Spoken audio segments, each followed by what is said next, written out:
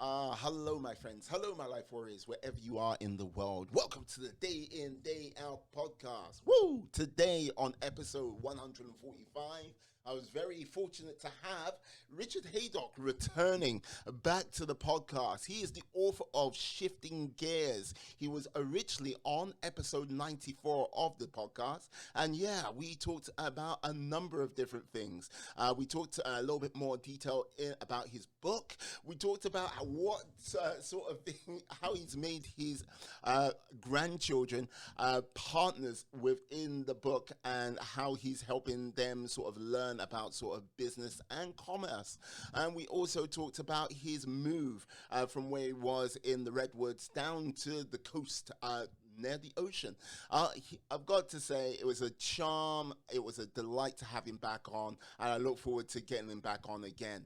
And one day I'll convince him to start his very own podcast. So please sit back, enjoy the show, and have a fantastic day, my friends, my life warriors. And please don't forget, subscribe, subscribe, subscribe.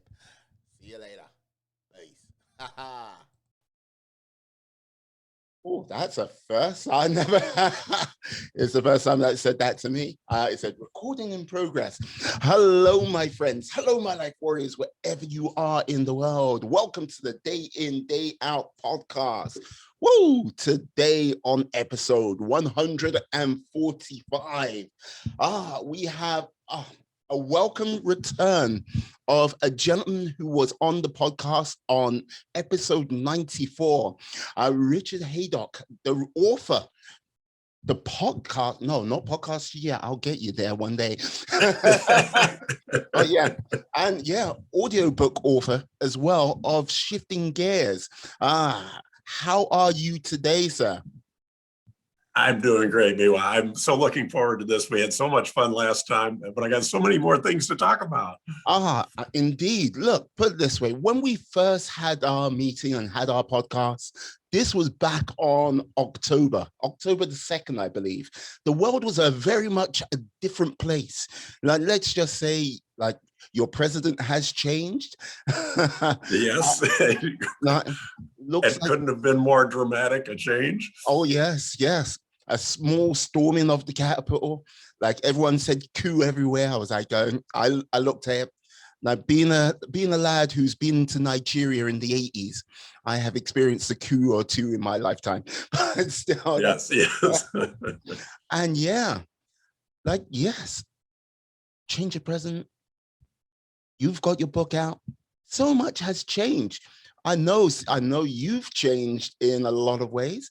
What has been some of the changes which has gone on in your life, sir? Well, several. I actually don't know where to start with that question because things have changed so dramatically.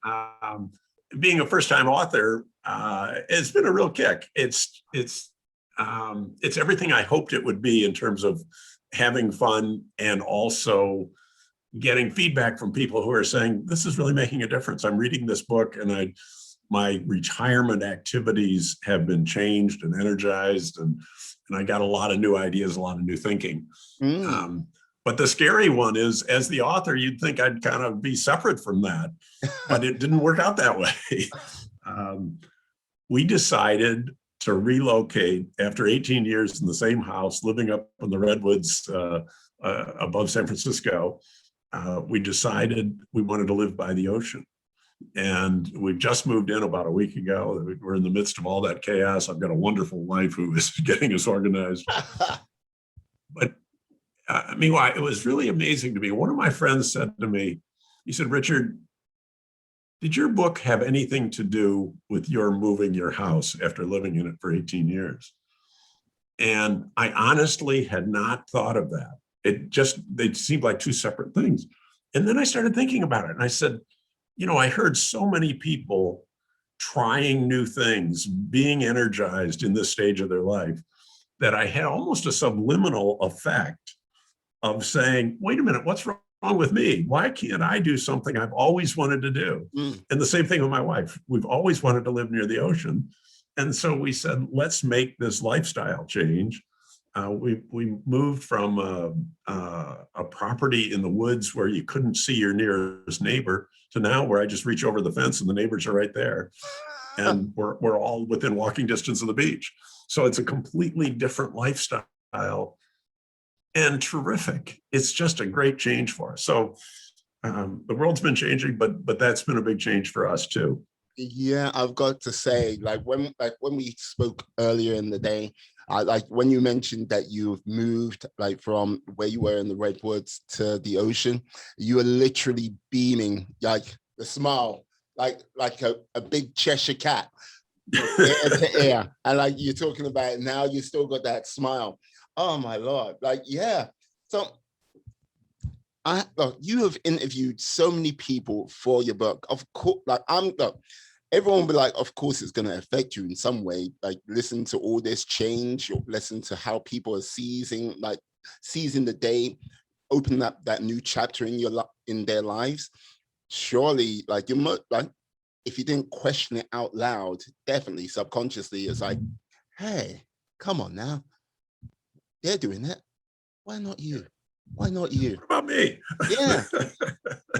So yeah, no, that was really a nice revelation, and I think we've made a great decision as a result of it. And maybe this will be one of those things, we try it, we don't like it, but that's what retirement is. It's trial and error. You try stuff. If you like it, you keep doing it. If you don't like it, you move on and do something else.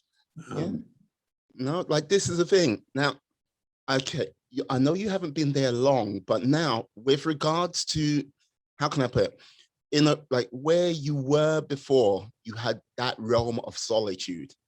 Now you have a much more of extensive community, where you might not know everyone personally, maybe where you did before. How do you think you're going to handle that, or how has that been so far? So that was one of the reasons for the change. We wanted to get back into a neighborhood where we had neighbors adjacent to us, and we had relationships where you could borrow a cup of sugar. The neighbor's cat comes over and gets her water in a dish at our house, and we've been so far away from that. And the people here are friendly. It's a hometown environment. We've met more neighbors in a week here than we did in 18 years in our house in the Redwoods. And everybody walks by here with their dog and all that. Everybody stops and says hello. And that change for some people might be awful. They say, no, I want my privacy. I want my solitude. And maybe at a stage in life, that's right for them. But we wanted to be more out and about and connecting with people on a regular basis. So, so that's been really good. Sorry for the phone in the background. That'll get picked up here. No, it's okay. It's okay. So now the change of location, moving into a new community, building new bonds, and new community strands, as you will. Is there going to be more exciting change on the horizon, or is this okay, we're just doing one step right now? We can think about that in the future. I don't know the answer. I think our adventurousness is more pronounced than ever before. Our willingness to try new things, that sort of thing, I think has never been higher. And I think we've got to settle in here a little bit and get that kind of to steady state. And then we'll say, well, what's next? But there may be something on that horizon. One of the things, I got to tell you the story. This is one of the really surprising positives and rewards out of this book experience. COVID, has affected all of us, and in a lot of different ways. But one of the ways that just really deeply hurt was my relationship with my youngest grandsons was becoming kind of distant. I mean, we couldn't see him. We'd do Zoom calls with them. And there's only so much you can do with teenagers on a Zoom call that keeps both sides motivated by the conversation. So around Christmas time, we had a conversation with their parents, and we said, we want to find something to work with the kids on that connects us back again. There were no hard feelings. It was becoming just kind of boring. We just had the same conversation. Oh, how's school and how you feeling? And, oh, you playing basketball or whatever. And so we came up with this idea of a project. And the project became an introduction to digital marketing to promote my book. and the kids, yeah, go ahead. I was going to say, you're not above like using child labor then. Very yeah, I think I'm violating child labor laws. But so they, we decided to use Amazon ads. And I don't know if you know anything about those. They're really complicated. And it's all algorithms and digital interactions where you try something and it either sells some books or it doesn't. You find out in a fairly short period of time. So it's all trial and error. And there's about 8 different parameters you can change in your Amazon ads for the book. I really believe that's the way marketing is going to be done in the future. It's all going to be tailored to individuals. It's not going to be running an ad on TV. It's going to be running something that comes to an individual who's expressed an interest in that topic. Yeah. And so with their parents, we kind of came to the conclusion, wouldn't it be great if the 12 and 14-year-old kids could learn how to do that now ahead of their peer group and develop this skill? And so my Christmas present to them was seed money for a startup of which they are each president of their own startup. And they get a piece of the action. They run the Amazon ads. They change the parameters. It's all done online. We have a weekly sales meeting where we go through the results. You can identify with some of this. And they get a piece of the action. And we're paying our first dividend in the next couple of days. They're getting about $120 each, which for a 12-year-old and a 14-year-old is nice money. So they're motivated. They're facing the business realities. They've tried and failed, and they've tried and succeeded, and they've done a lot of both in a whole new skill set of Amazon ad marketing. But here's the big payoff. Here's the thing that makes the most benefit of all of this. We're connected again. We are buddies, and we're working through this project, and we're yucking it up together. We're having fun with it. We're failing together. We're succeeding together. When something works, we celebrate it together. We just got, in the month of May, we had the highest sales that the book has had all year. And somebody said, how'd that happen? I said, it's those kids. Those kids caused this to happen. And they're loving it too, because they get a piece of the action, as well as the older ones said, this is what if I go into marketing, this is the kind of marketing I'm going to do. I'm not going to do what you did. And I'm learning how to do it. Yeah. And he's got all the jargon down and all that. So that's kind of a long, involved story, but it touches so many different places. It touches the book. It touches the skill development of the kids, but most of all, it touches the relationship with them. And the weekly sales meetings are just a kick. We have a ball with it. Yeah, no, but this is the thing. When you are truly part of a team, like basically facing success and adversity and like reaping rewards when that success comes, those bonds are the strongest you'll ever find, because you are facing that. It's like, you remember when this time was absolute, the worst, hellish, and then but we managed to pull through and we did X, Y, and Z, and we won out at the end of the day. That builds such a closer bond. And they, 2 of the campaigns they've just run were kind of indicative. We set this up a few weeks ago, but one did a Mother's Day gift campaign, give this book as a Mother's Day gift, and the other one did the Father's Day gift campaign. Clever again. Yeah. And they set it up. They wrote their own ad, which I thought was cool. They picked, the visual is just a picture of the book. Amazon doesn't give you any choice, but they picked the ad copy. They figured out a budget for the ad program, and the budgets are like $2 a day or something. This is not, these are not huge outflows. But I gave them $100 of seed money to get started, and now they're profitable. So they're having a ball. So they've done their first startup, and it's a success. And how many 12-year-olds can say that? No, not many, but like, this is the thing. Setting those new challenges for the new sort of areas of technology, like it needs to be done. And look, I'm sure you'll get them onto Facebook ads in no time.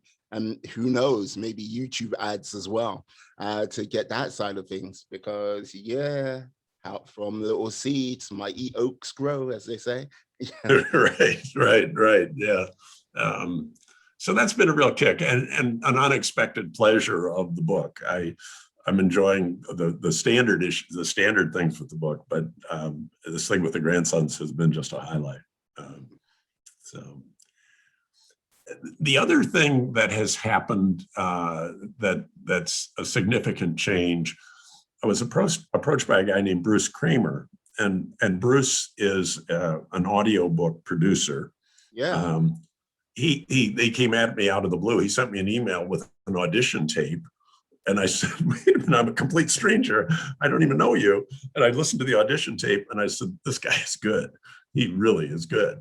Anyway, we formed a relationship, and it produced an audiobook. And again, we're sharing the proceeds of that. And the thing that was fun with that was it was a whole new experience, which is great, something I'd never really had any involvement with. But he brought the stories to life in a different way.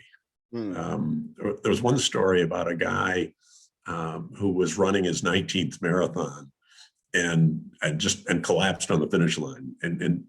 And Bruce brought this to life in a way that I was never able to with the quotes from the guy. He used the same words, but he put the expression in of a guy failing to thrive as he's running. He says, I was just exhausted and I was about to collapse. And you say those words in a book, they don't sound like that. Yeah. When Bruce says it, it's like, oh man, this guy's in trouble.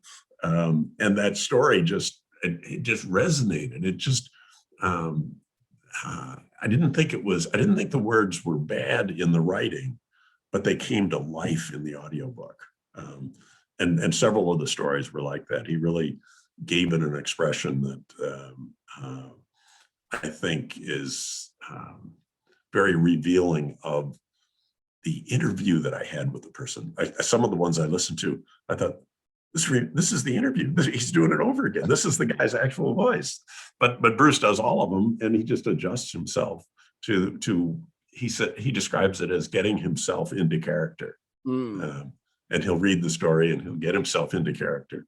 And each one has a different tone to it. Yeah, I love that. Because I was looking before we started the interview today, I looked on basically Audible, and I saw your book there. I was like, oh, it is there. 8 hours and I think 12 minutes of recording time. Yeah. So I shall look forward to listening to that in the next few weeks. So yeah, it's going to be good. Yeah. But this is the thing. You've done your book. You've got your marketing team. You've got your audiobook, mastermind recorder. What else do you think what else do you think you picked up or learned from this now that it's been out there in the wilderness for about 6 months, 7 months now? I think doing podcasts has turned out to be just great fun. I've enjoyed that. I'm doing a fair amount of presentations to groups where it's all Zoom has actually, the COVID and Zoom have been good to me. First, in giving me more time to finish the book, but now giving me kind of a whole international reach of where to talk. So I do presentations all over the US, sitting in my office. And if there weren't COVID, those places would insist on in-person presentations. And I wouldn't be able to do that. I wouldn't be able to fly all over the country for a 1-hour presentation that, you know, sells, you know, a couple dozen books. It just doesn't work from a time, trouble, and money perspective. I was presenting to a group not too long ago called Sons in Retirement. And it's this great men's group that gets together and shares common interest of, you know, what do they do? How do they do it together and all that sort of thing? Well, a couple of the guys are musicians, and they introduced me with a song. And the song was about retirement. The song was about my book. The song was about me. And it was hilarious. I was laughing so hard by the time they finished the song, I almost couldn't give my presentation. And their audience was the same way. It was almost like a Johnny Carson warm-up act, you know, that comes on before the the presentation. But they had the audience completely primed. And these apparently they do that for all their speakers. They write a song about them, and it's kind of an icebreaker. It's a great technique. Outstanding. So like, yeah. So how many? Like, I have to ask, how many podcasts have you been on now? Say probably 50.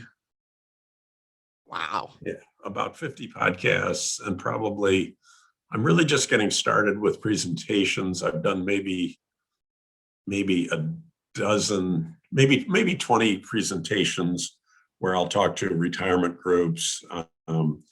There's a guy that does a closed circuit TV thing that I'm going to be talking to. There's a thing called the Osher Lifelong Learning Institute, and I've done multiple presentations. American Association of University Women, I've done 2 of their locations. So what I try to find are organizations that are spread, mostly US, but spread across the country, and have multiple locations where the audience is like between 50 and 100 people. But I'll do one, and then I'll do another one the next week, and another one the next week. Because larger audiences don't seem as much fun. They can't be as interactive and as responsive. So getting an audience that's, you know, maybe 50 people turns out to be the best of the presentations. So now that, okay, like the sort of light is at the end of the tunnel for the US and like for the UK, and you said Zoom's really helped you out. Do you think you will do any of the in-person, like if they invite you for the presentations, if they're local, or do you think it's going to still just be Zoom's going to be your thing? No, if it's within driving distance, I'll do it. But I'm not going to get on an airplane to do this. I just, that's too much. You know, I may have told you one of my criteria is it has to stay fun. Yeah. And getting on an airplane for a 1-hour presentation isn't fun. That's a giant pain, and I'm not going to do it. But getting in the car, you know, driving a half hour to a place, you know, I think once COVID opens up, these speaker programs are slow to open because they're being careful, and rightly so. But there's several here within, you know, an hour's drive that I'll probably do. And there's a ton of organization. There's a ton of organizations affiliated with retirement activities. No, I can imagine. Like, this is the thing, like starting the book, going through all of this, like going through the presentations, the podcasts, and everything like this. Is there a timetable? Like, yeah, by the end of this year, I must start something new, or it's a case of what is the sort of next step of sort of development for yourself, Richard? I'm curious. I heard your goal of doing 500 podcasts, and I'm not as organized and as clear in my objectives as you are. With the launch of the audio book, which has just been very recent, I really came to the conclusion that I wanted to get back into more podcasts, because I think the people that listen to podcasts, a lot of them prefer an audio book to a printed book. Yeah. And so I'm scheduling more podcasts over the next kind of 8 weeks. And one of the reasons I called you for a second interview was to really take advantage of that and see if your audience is an audiobook audience too. Hey, what can I say? You come to the best. I know I have. My modesty shows no bounds. But the thing about this stage of life is that you don't have to have a plan the way you did when you had a career. When you had a career, you had certain milestones, certain objectives, certain things you wanted to do in a defined time period. Yes. This has more freedom than that. It's an earned freedom that you can do whatever the hell you want. And you can decide on the day to do something different than what you had imagined. And that's the joy of this time of life. There will be certain things that are more regimented than that, more structured, more goal-oriented. But I'm enjoying the fact that I can just be relaxed about it and do it in a way that fits my own and my family's preferences and priorities. No, I get that. I understand that. And maybe someday I'll get back to the, by the end of the year, I got to sell, this many books, or I've got to have this many podcasts or whatever.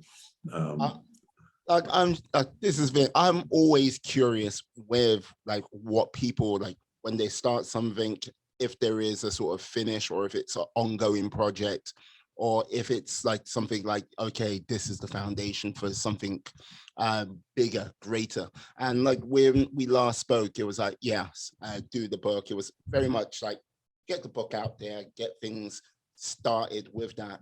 And I was just seeing if there was you've put some more thought to maybe there is more I should be doing with it. And look, I love the fact that you're doing the book right now, doing the audio book and getting yourself out there, keeping yourself active, which is absolutely awesome, as I say. And a little bit may depend on the evolution of the project for the grandsons, because they're learning like crazy. I mean, they are they're digital marketers now with a track record, and they have done it in only one medium, which is Amazon. And as you suggested, that's just the tip of the iceberg. That's one way to do it. I will do everything in my power to grow their skill set. And if that means going to Facebook ads or going to YouTube or whatever, or as one of the grandsons is having some discussion, doing this same project for a different book, not by me. And he's 12 years old. And I don't know if that's going to happen or not, but he's having some very initial discussions about, well, I'm doing this and I'm having this track record, and, how would you like me to do this for your book?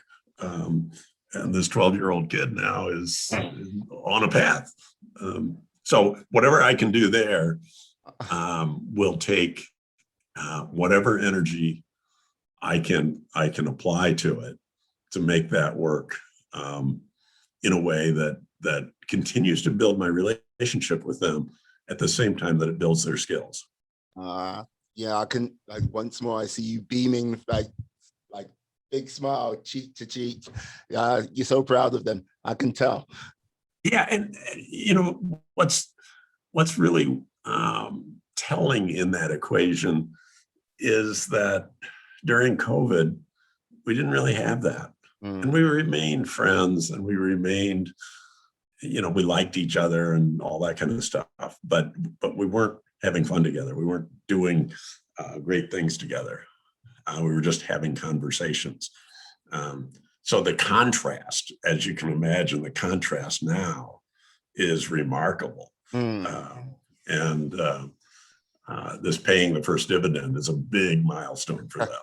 They're just, and they earned it. There was a set of criteria they had to meet. They met them, and they qualified at the end of May, because May was a record month, and so they qualified for this dividend. And they've got retained earnings now of about $250, but the retained earnings are only dividended based on milestones. So the money doesn't come out of the company automatically. So it's like retained earnings, 12-year-old knows what retained earnings are. Well, he does now. I'm taking you to school. What type of school? Business school. Retained earnings. Like dividends. It's like these are not the conversations you expect to hear from a 12 or 14-year-old. It's like, right. I'm loving that. Right. Yeah. And the other side too is they've learned to fail. They've learned to try something, have it not work. The older one said, when I screw up something, I gotta get on it and stop it. Because I can see a failure. I can see it in the numbers. I can see it in the data. I can see it in whether books are being sold and how much we're spending and all that sort of thing. It's completely obvious that I'm failing. What isn't obvious is how quickly I have to kill it. And to me, my business career is filled with things that I didn't kill fast enough. Where I was doing something that just wasn't working, and I kept saying, "Oh, I got to make it work. I got to make it work." Well, this kid isn't going to have that problem.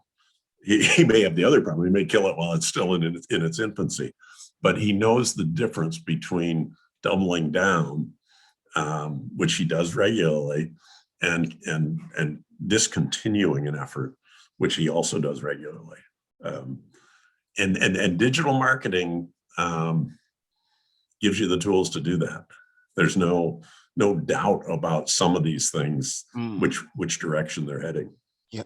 Would you say that comes from him being able to see the power of the data, like sort of giving a much more of a clearer weather marker than when you were younger, that you had to sort of maybe, how can I say, put your finger out there and see which way the wind was blowing, which you didn't have the same amount of data?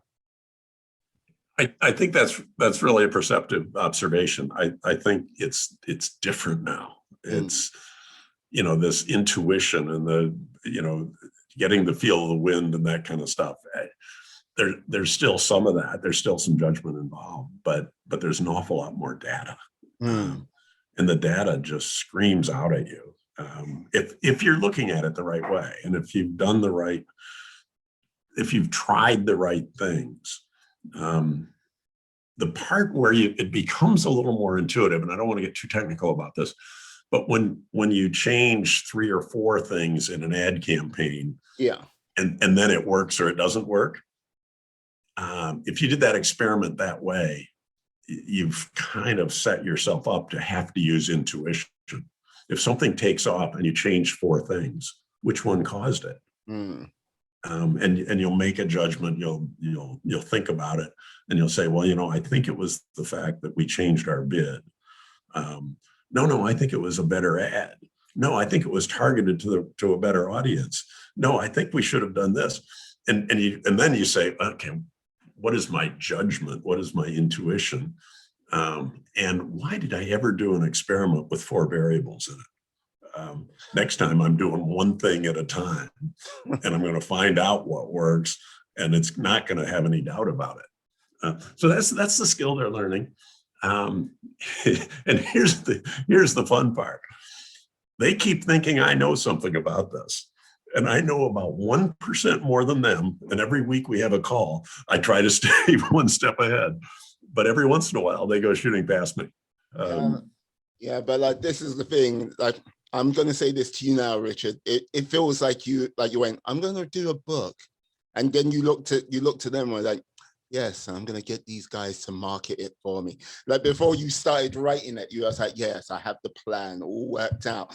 It's like, it feels like, yeah, you're like, yep, got it. And I'm liking the enthusiasm, what's coming off of you from, you're still like, you're getting involved and you're slowly being drawn in with the sort of advertising analytics. So I'm just going to say, yeah, you, my friend, I'm not going to call you the Moriarty of this, but I'm going to say, yeah, it definitely feels like you had a bigger plan. Yeah. Well, this is one of those things where this just happened around Christmas time. We were just kind of having this conversation with their parents, and we just said, what can we do to kind of get the relationship back? Because they felt the same thing. They felt like, having not seen them in person, we were drifting apart slowly, and let's do something to get it back again. And it has worked superbly. Yeah. I'm loving that. Yeah, loving it totally. Look, and like, this is the thing. I would say when you said, talk about drifting, I think that's been the case for, I would say, many people around the world with regards to everything which has gone on with, like, yes, the pandemic of 2020 up until present day. We are fortunate that we live in parts of the world which look like it's coming, like we're getting things under control a lot more. It's not over, but we're getting things more under control and we're getting closer. Not to normality. Yeah, but like, this is the thing. In the UK, we're quite fortunate. We didn't, like, no one died from COVID the whole of yesterday for the first time. Really? Yeah. Oh, that's great. That's great. Like, you know what I mean? That's a good thing. And we need to keep moving in that direction, Yeah, that's great. So one of the guys in the book had a somewhat parallel experience. He had run a business. He was a CEO of a business that did family rated videos, where they eliminated sex and violence, and then what was left was what he did. And okay. it might not appeal to you or me, but it was for families and for kids and that sort of thing. He started a video service. He worked with the church communities as well to kind of instill values in the videos that he selected. He ran this business, made a big success out of it, and then decided to retire from it. And he went through this thing of saying, I want to keep helping. I'm not sure I want to keep working. He liked what he had done. During his business, he had a campaign in which he donated a portion of the proceeds to help people adopt kids that couldn't afford to do it, and he took a portion of his profits. But he also got a lot of interest in what he was doing, so his business was growing as a result of this nice thing that he was doing. And he said, I have a belief that the model of helping and making money in a capitalistic way, he says, I think I know how to do that better than most people. And he said, to retire and not take that on, I just don't feel right about it, but I don't want to take on another job. And so the story in the book is him wrestling with this. And he's saying, I want to do the right thing. I want to help, but I don't want to work. And so the story goes on of how he addresses this period in time prior to making the decision. So in the book, it doesn't give the answer. It doesn't say, well, what does he decide to do? It's the snapshot of this guy saying, I got to get this right. I'm really struggling with this. I know what's important to me, but I don't know how to connect that to the next stage of my life. And his confusion and his dilemma is actually the first story in the book. It's because that's the way I'll go through. We retire and we say, okay, what are we going to do now? How does this fit with my values and with my sense of what's important and what I enjoy the most? And Greg really wrestled with that. And his struggle really comes through in that story. And in the audiobook, Bruce really captures it too. You know, when the guy's confused, he sounds confused when Bruce's voice is portraying him. Yep, because I would imagine, look, if it wasn't in retirement, in the age of retirement, people are like, oh yeah, get on the grind, hustle, get like all of the sort of like words you would use to like, yeah, kickstart that new thing and make it successful. Put in like the 10-hour days, 12-hour days, 14-hour days, 24-hour days, you know how it is. But when like at the age of retirement, it was like, yeah, you know what? I want to do this. I don't want to commit like, yeah, all my days and energy into just pursuing this. That is a very hard, I can really sort of do that off the top of my head, because it'll be a case of, yeah, I want to enjoy my last sort of days, but I imagine if that was the thing, what was going to provide him with that joy, maybe. You know, yeah. But this is the thing, when you're a business owner, you know the truth behind being a business owner. Like, because right. Yeah, there is no 9 to 5. There is no 5 days a week. It's there. Yeah. So one of the other guys in the book kind of went to the other extreme. He was a diplomat, a U.S. diplomat. He'd had postings throughout Africa and the Far East. Very worldly guy. And at age 50, he was offered a package to retire as a diplomat. And he'd been one of those guys that, you know, rides around in limousines with the flag on the front and doing all this, you know, kind of international relations stuff. And he decided that he wanted to do a business thing. He felt he had a set of skills and experience. And he committed himself to work really hard. And what he did, he'd always enjoyed bird watching, and he'd spent a lot of time in Africa. So you can see where that kind of intersects. Yeah. He said, I'll start a bird watching company in Africa with a bunch of relationships with people that he already knew because he'd been bird watching at each of these places. And so he started this bird watching business, and he worked his tail off, and he made it reasonably successful. Yeah. And so now he's in his early 50s and he's running a bird watching business in Africa, completely different than being a diplomat. And at a certain point in his story, he says, I'm working way too hard. this was fun, but I can't keep doing this. And part of what got to him was, you know, people who go on a bird watching trip to Africa expect a certain pampering, a certain security.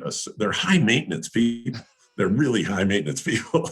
And if you're running the business, who do they call? They call you if the tour guide is 15 minutes late, you know, and you get awakened in the middle of the night. Say the tour guide's 15 minutes late. Where is he? What's going on?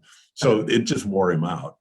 And he said, well, I guess I need to reinvent myself again into something more suitable.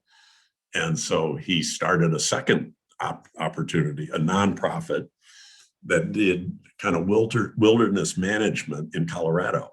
And as the Forest Service here has been unfunded, a lot of the things that forest rangers used to do, there's no forest rangers left. And so he got a bunch of volunteers to go into this national forest in Colorado and help people understand what was there, make sure that nobody was throwing trash around, make sure that the environment was being kept the way it should be. And he formed this volunteer nonprofit to help out what had been a government function. But the difference in this business was it could be treated in a much more casual way. There was nobody calling to complain. There was nobody kind of holding his feet to the fire. There was enormous gratitude from the remaining rangers that this guy was helping out, but they knew he was doing it as a volunteer. No money was changing hands. So there was a tiny little budget that they needed to operate, but it was tiny. So there was no money pressure. And he said that was very nice. That was a nice way to retire. And he's continued doing that for several years. Whereas the bird watching thing kind of came and went. Yeah, I can imagine, because wow, we're in Africa, bird watching. It's like, I need this now. I need that now. I need this. But you're meant to be on the tour. Yeah, I need. Yeah, I can imagine the first time a lion roars in the jungle that he gets a phone call. What's going on? How is this? How am I safe? It's I like, thought you said I was going to be okay. You're in Africa. It's the savannah. Yeah. Exactly. But the thing I really admire about Chuck was that he said, I'm going to reinvent myself after being a career diplomat and do something entirely different. And I think he had something to prove to himself. I think he wanted to prove he could run a business, which he had never done. And he proved that to himself. And then he proved that he didn't really like doing it. And so then going to the nonprofit thing was kind of a next natural step. But he went through two major transitions over a period of a couple of years of retirement. And I really admire what he did. I just, the courage to do each of those things was really incredible. Now, in your opinion, would you say it comes down to the power of reinvention, which brings people more success in retirement than anything?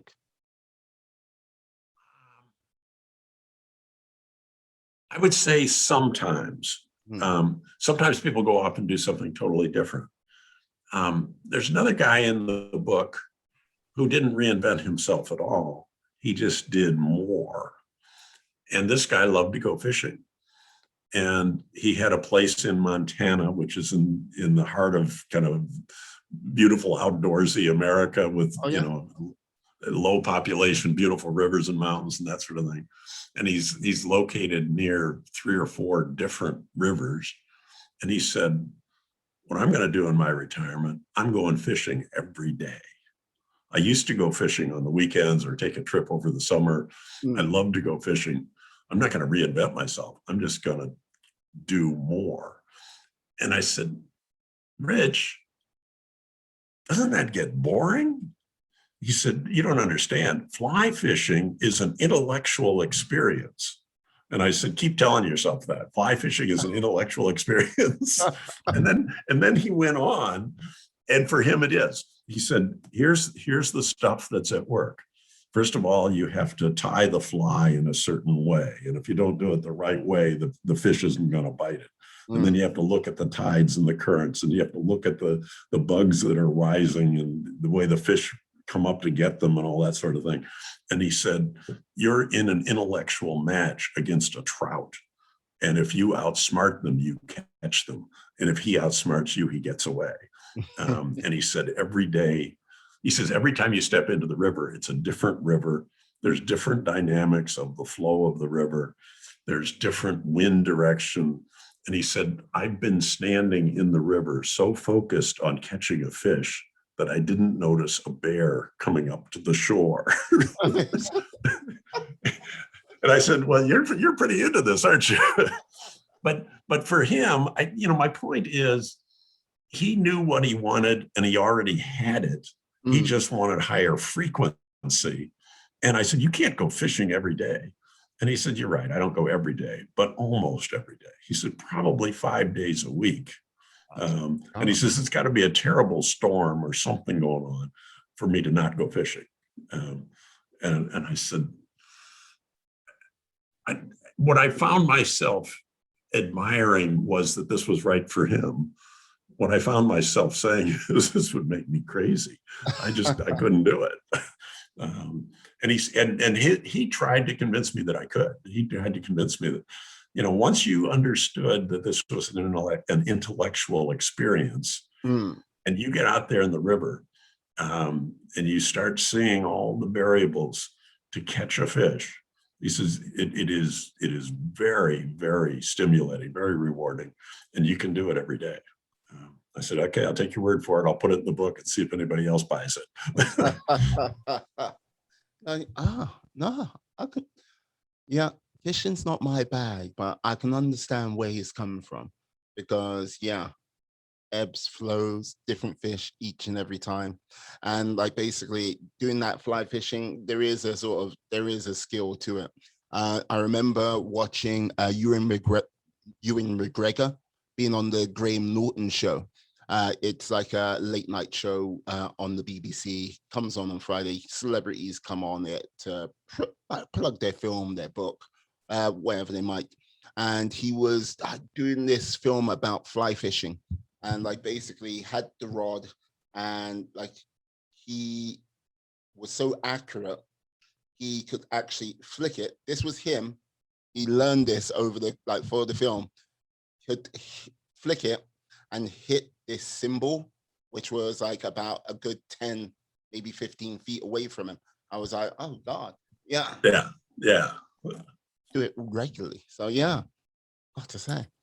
So with all the sort of wonderful people you've spoken to and like, you know, and the lessons they've like imbued on like onto yourself and hey, onto the marvelous gentleman who like did the audiobook recording.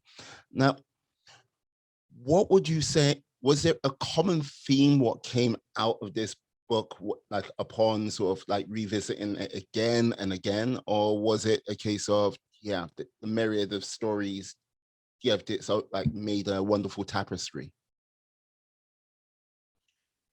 I think it's a great question. I think there's two answers. There's probably more, but there's two that come to mind. I think the first one is about the transition itself. How do you go from working to retirement? And I think the patterns there are pretty clear. People who eased into retirement had a much better time of it than those who on Friday found out they got laid off and on Monday they are full-time retired. Yeah. And their head is just spinning and they're just saying, what the hell do I do now? And it takes them about a year to sort that out. And it takes them a year to get their sense of self-worth back. You know, that abrupt start to retirement. And it might be a layoff, or it might just be you hit age 65 and that's your last day and you haven't planned anything. So I think that that was a pattern that repeated over and over. Abrupt retirements don't work. And people who found a way to put their toe in the water, to try different things while they were still working, and to have an idea of what that first day of retirement is going to look like. Even if it is an abrupt transition, if it's planned for, that can work pretty well. So I think that was one pattern. The other pattern, I think, is the lack of a pattern. And, you know, it's kind of different strokes for different folks. That people find different ways to make the most of this stage of their life. The fly fishing guy is very different than the guy that does the bird watching business. And they couldn't do, the one couldn't do what the other does. They wouldn't want to, they wouldn't know how to, they wouldn't care to. Everybody's got a different passion. I think sense of purpose, a lot of the stories in the book are about sense of purpose, and I feel good about doing something. I volunteered and I helped and I did something great. Or a sense of purpose athletically. I did something that I'm just really proud of, you know, running this marathon that was my 19th marathon, that sort of thing. Sense of purpose. Have stories that inspire. But the book's more cross-sectional than that. Not all the stories inspire. There are stories in the book that are much more mundane than that. They're just, this is what gives me joy. There's a guy that went back and started writing poetry. And that, you know, he said he went back to a junior college he took a course on writing poetry. He said everybody else in the course was 18 years old. And he's sitting there. More angst. Yeah, exactly.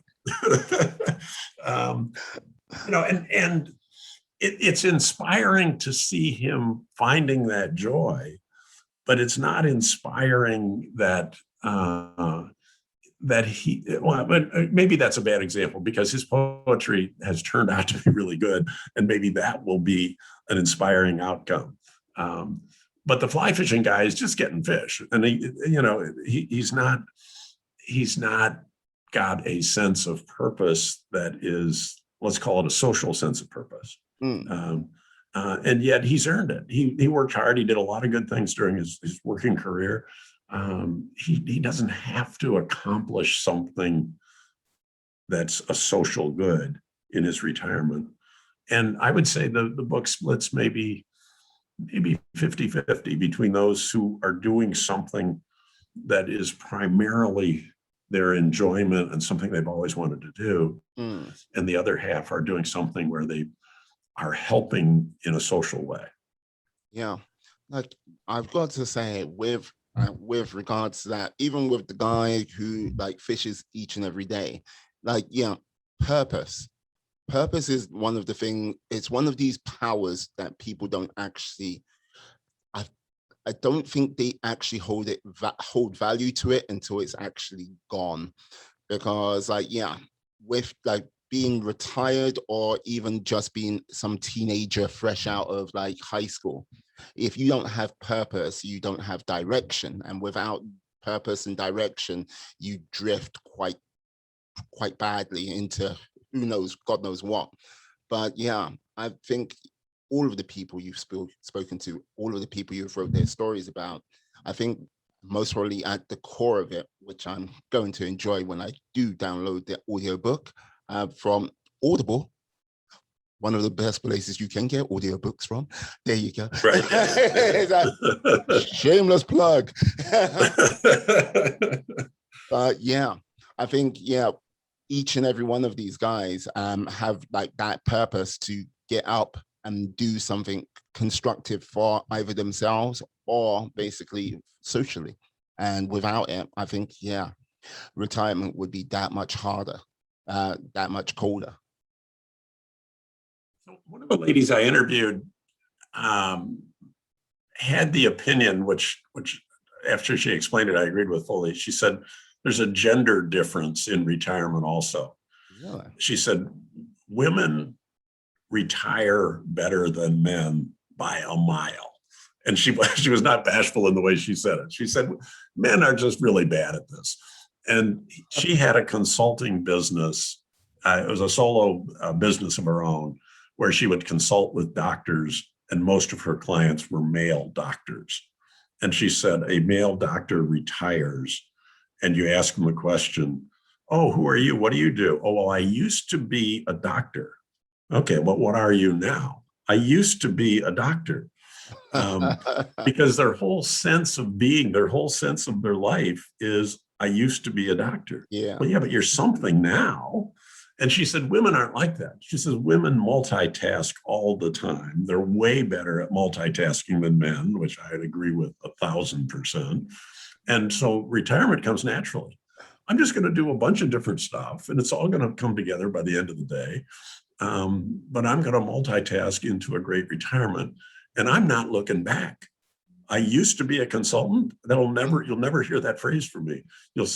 She's doing volunteering. She's doing some fun stuff. She's doing some travel. She's just having a ball, and things she's wanted to do all her life, and no looking back. But I think her point about gender difference, I think she's right. I think women are better at it than men. We're just like, yes, we're stuck in our ways. Yes. Change. It's like, yeah.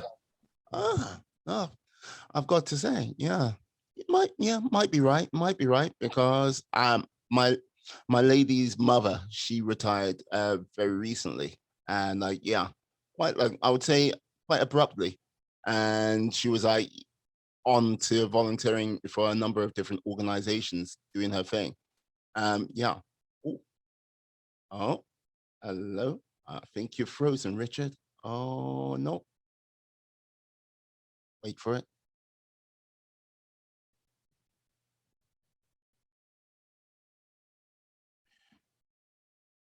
Richard, are you there?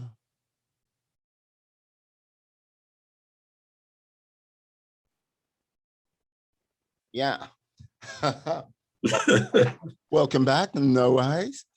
Yeah, as I was saying, yeah, my lady's mother, she retired like quite recently, and it was quite abruptly. It was like 1 month. She was like, "Yeah, I'm working, and she was like, "No, I'm done." It was like, and now she's like volunteering, a couple of days a week, and like, yeah, having a wonderful time in her garden. Yeah, basically, yeah, really enjoying it. Yeah, I bet if you ask her about who she is, she'll say something forward looking. That to me is a defining question. If someone says, I used to be something X, whatever X is, Yeah. then their retirement hasn't matured yet. And I'm a little judgmental about that, but it's happened over and over. I used to be X, says, well, what are you going to do now? Well, I might do this. I interviewed a guy who ran the local fire department. He was the fire chief. And he had just retired maybe 6 or 8 weeks prior to my interview with him. And he said, I go down to the station and they still call me chief. And I said, but you're not the chief. He says, no, I am to them. And he says, I am to me too. He says, I think I'm just on vacation for a few weeks. He says, it hasn't sunk in that I'm retired. And when he describes himself, he says, well, yeah, I used to be the fire chief. And it's a natural thing for him. He had an abrupt retirement. He'd been a terrific fire chief. He has great plans for his retirement, but he's just getting started with doing that. He's going to do some teaching and some mentoring and some other things. He's got some really great plans, but his mind isn't into it yet because he hasn't done it yet. It's only a plan. So now he's the ex-fire chief. And he said they call him for advice all the time. And he said, that's why I think I'm still the fire chief. They say, well, what should we do about this? What should I do about that? Well, if they haven't moved on, yeah, I'm sure he's like, well, I am still the chief. Don't mess with me. But yeah, so I have to ask, Richard, how do you describe yourself then?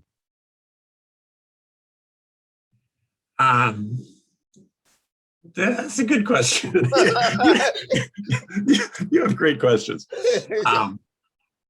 I would say enjoying the freedom of retirement is the broadest phrase to describe it, because there's no one thing. A lot of people said, but you're an author. Well, yeah, I am an author, but that isn't the whole story here. I do mentoring of social entrepreneurs in the developing world. And that's a big part of my joy of retirement. I'm working with some spectacular organizations that are doing some really important work. I've worked with an organization that provides improved shelter for refugees. And really a bright group of people, and very energetic, but lacking gray hair.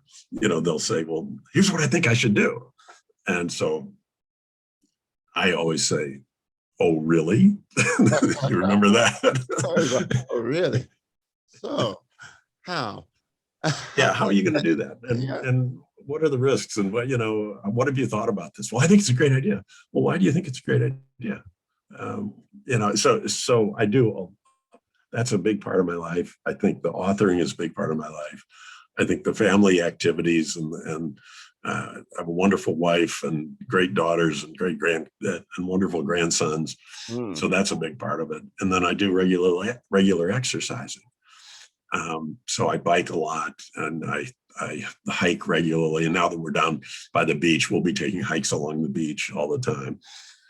So there's no there's, when I go to describe that, I have to do it kind of in the gestalt. I've got to do it. My retirement is the totality of those activities, and then some others that are maybe not as prominent as those. But when I get up in the morning, it could be any one of those things, or more typically, it's a little bit of all those things. So I may take a bike ride this afternoon, but I worked on the book this morning. So the diversity of activity is a driver for me and fits my priorities. So I can't answer your question with a simple answer. I can't. It's the freedom to do a lot of different things in parallel on a schedule that I can determine myself. And I've earned that. I've earned the freedom to do that.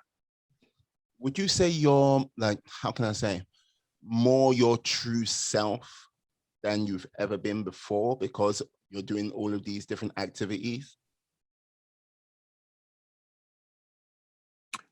Again, another great question. You get me thinking about these things. That's why I love interviewing with you.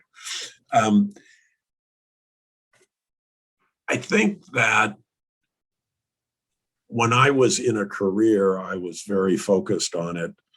And that was a big part of my life. And I had other activities that I did. But, if somebody said, "Who are you?" I would say, "I'm, a CEO of a company," or I'd say something like that. Whereas now I can't give a simple answer. I think this is a more joyful time because of the freedom to choose those things that I want to, and the freedom to balance between them. How much of my activity is each of those things, and how do they all fit together? So I would say this does fit me better. But when I was working my tail off in a career, that seemed to fit. I was enjoying it. I was having fun. It was some neat things that were involved with that. And it didn't occur to me that retirement is so much cooler than I thought it was going to be. I had no idea. I had no idea that the freedom was going to be to not just sit around and watch a Netflix, that it was going to be freedom to do some stuff that was, and I do watch a Netflix now and then, but it's because I want to, it fits in. Yeah. Does that make sense? I'm kind of rambling there, but I can describe the people I've interviewed better than I can describe myself. No, like, it does make sense because, like, this is the thing, when, like, in our times of work and when we are like, this is my job, this is my role with regards to society and what I'm doing, it's very easy to, like, go, yeah, that's what I do. This is where my identity is wrapped up in. When you've got that much more freedom to sort of explore and really go into it, it's like, okay, yeah, I am made out of many different pieces, which is true when you were working full time, but you just put so much, I imagine people put so much focus just on, this is my job, this is my role, and this is what I do with that, rather than sort of like going, okay, what makes me, if you get what I mean? Yes. Yeah, exactly. And I think this is a time of more reflection too. I don't think, there were times during my working life where I would pause to reflect, and I would, think about, some grander kind of thing. Am I doing the right stuff? Should I try something different? Whatever. But there was a lot less of that reflection. There was an awful lot more goal focused. I need to do this. I need to accomplish this by the end of the year. And that took up a lot larger portion of my brain than really reflecting. Would you say that it's just because you're in much more of a state of go, like just in a state of go with regards to family, then with work, and then basically, yeah, whenever you can get that sort of time in on your sort of personal life, you're just like, okay. So trying to take that pause, trying to take that moment to like go, let me look around for a moment is a little bit harder, or would you say that wasn't Yeah, I really think it is. I think it's harder to do while you're working. And I think part of that is somebody else is calling some shots. Even if you're in business for yourself, you kind of have to be at work at the same time every morning. If you run a coffee shop, the coffee shop opens at a certain time and you got to be there when it opens. And so you don't get time. Your time is not your own. You've got working hours for the most part. I mean, you can goof off a little bit and you can bend it a little bit, but you've basically got your day for at least 5 days of the week. It's kind of prescribed to you. And so you don't have the gaps of time where you can be reflective.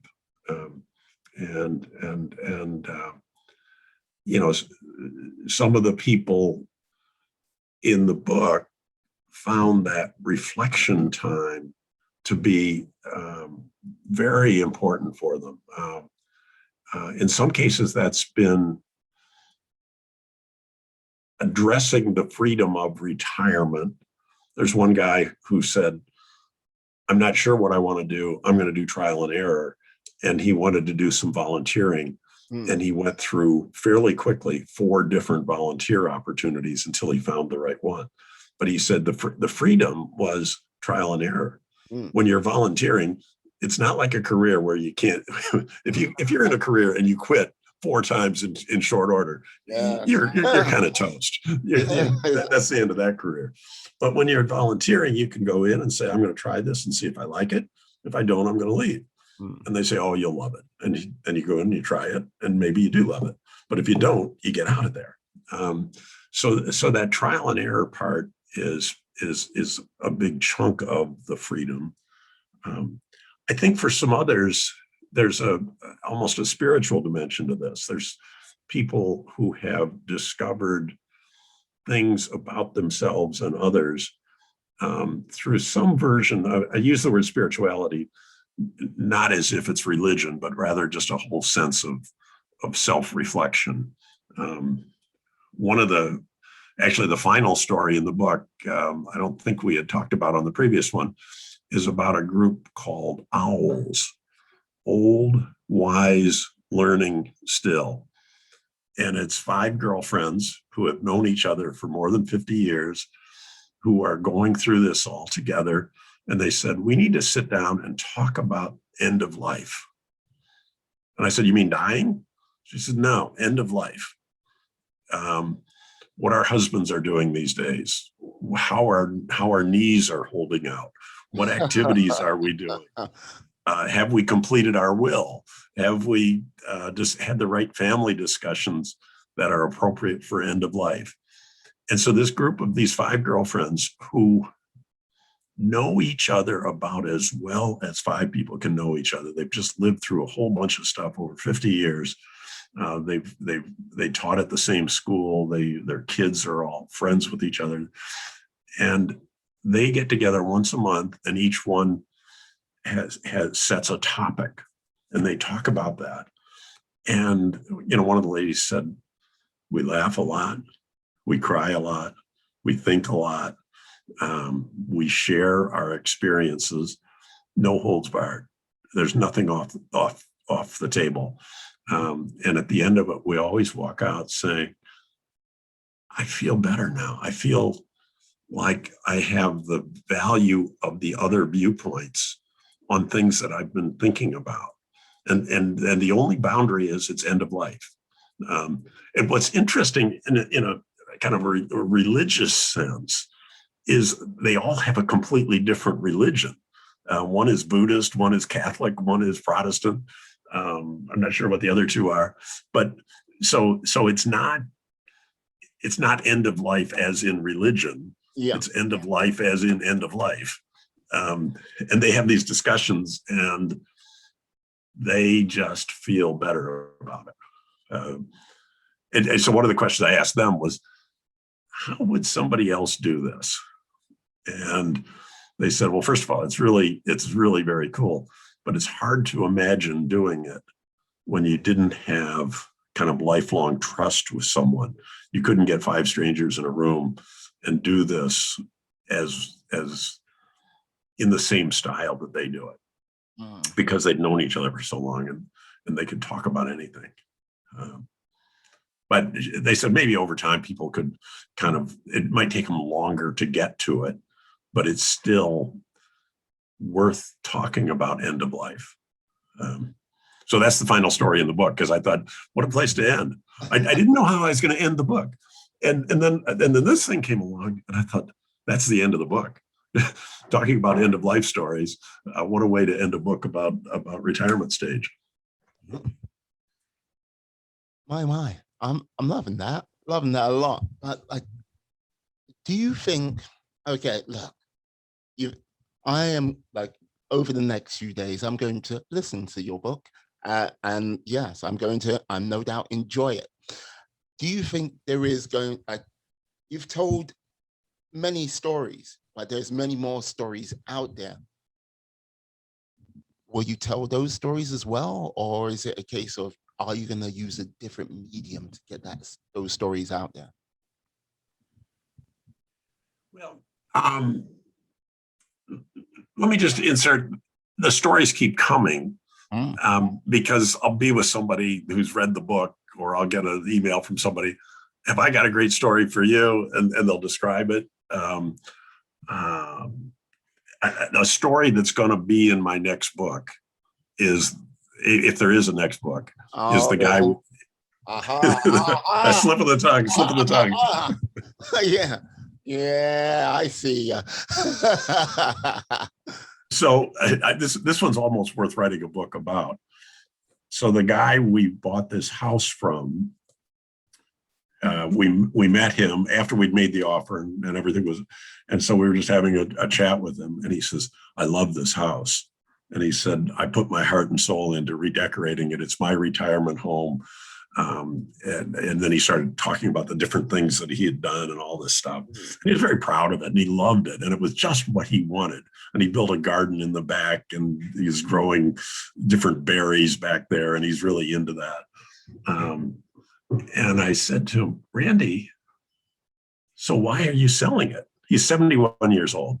I said, why are you selling it? He said, I got a phone call. He says, I had a business. I sold that business, and that helped, finance the house and the remodel and all that stuff. And I got a call from the guy who bought the business from me. And he said, we're going to have to close down the business. It's failing. I don't know what went wrong. I'm going to have to lay off all 100 people that you hired and close this down. And his heart just sunk. He had built this business. He was proud of it. He had personal relationships with all of those people. And he said, this is a very religious guy. He said, my wife and I went off for 2 days and prayed together about what to do. At age 71, he decided to liquidate everything he owned and go back and rescue the business at age 71. So he sold the house. He had a collection of cars. He sold those. He had some motorcycles, which he sold. He sold everything so he could go back and rescue this business so these people wouldn't have to be laid off. And I thought, at age 71, to take everything you've done and throw it on one last, kind of run at the poker table is just astonishing courage, commitment, loyalty to his people. I can't think of enough nice things to say about this guy. And I couldn't imagine somebody at that age doing that, but he did. For a while, my wife's first reaction was, well, I feel guilty buying the house. And I said, no, we enabled him to do what was important to him. And it was his choice. We shouldn't have any we should have a good feeling about enabling him to do that. So, so that was kind of a long rambling question in which I inadvertently said next book. Well, hey, this is the thing. I look upon you and I say, right, I know there's more than one book in you, my friend, more than one book. And like, yeah, with this subject matter, retirement, yeah, there are many, many more stories to tell out there. Infinite supply. An infinite supply. And you know, it's like a lot of things.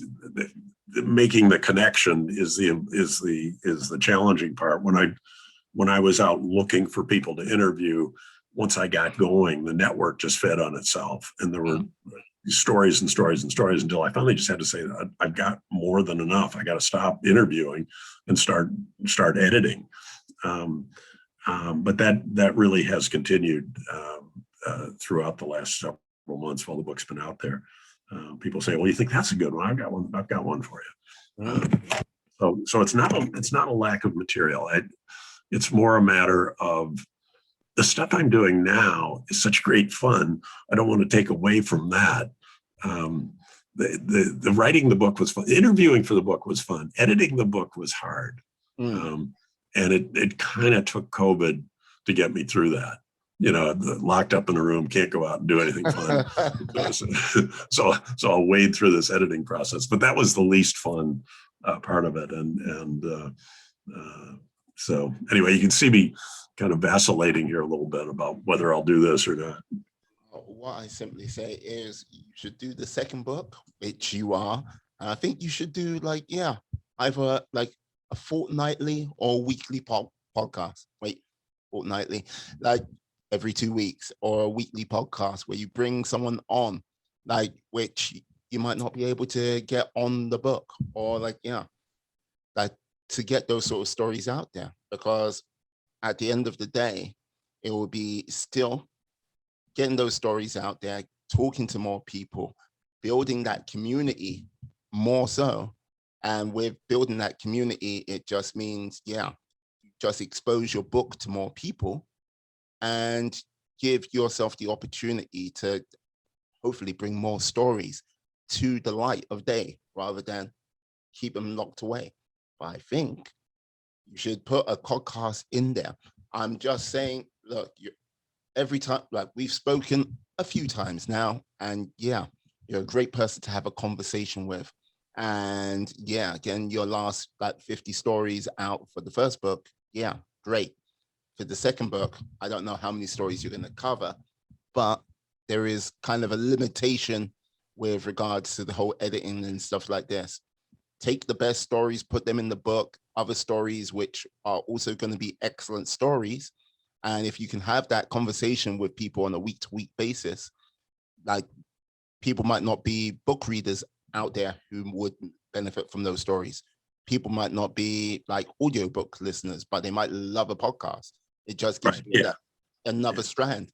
And with that, all I've got, I'm not telling you to build a small empire. I'm just trying to say, hey, get your voice out there. Get the voices of these people who've entrusted you with their stories out there. Right. To help enrich other people's lives. And encourage them to want to share their stories. That's all I say. You could do it once a week. You could do it more. Yeah, I think there's an element. The podcast part is appealing to me because I think that appeals to a lot of people. Good storytellers on podcasts, I think, have good impact. Some of the people with the greatest stories were not the greatest storytellers. Their story was great, but their storytelling was long, rambling, disjointed, needing an edit.